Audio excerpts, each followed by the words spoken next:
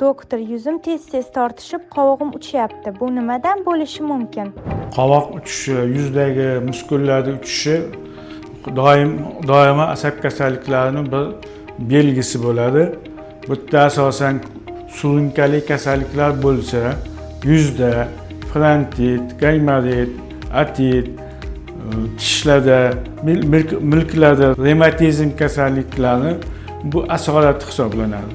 Ularni o'z vaqtida davolamasa, bu kasalliklar hammasi surunkaliga aylangandan keyin asab sistemasiga toksinlar ta'sir qiladi va unga miyamiz javob berish uchun shunda ko'z pirpirashlarda, qovoq uchishlarda, yuzlardagi muskullar uchishi, ovoz o'zgarishlarda, asosan yuz muskullar uchishi va qo'llarda titrashlar paydo bo'lishi mumkin.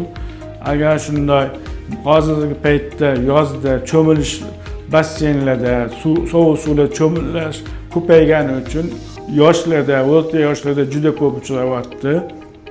Agar shunday kasallik bo'lsa, nevropatolog va lor vrach, nevropatolog, revmatolog birgalikda davolashib ko'proq samara beradi. Agar shunday kasalliklar bilan og'rigan bo'lsangiz, murojaat uchun pastdagi telefonga murojaat qiling yoki Chilonzorda joylashgan Najot shifo klinikasiga kelsanglar, birgalikda shifokorlar bilan birgalikda ko'rib davolaymiz.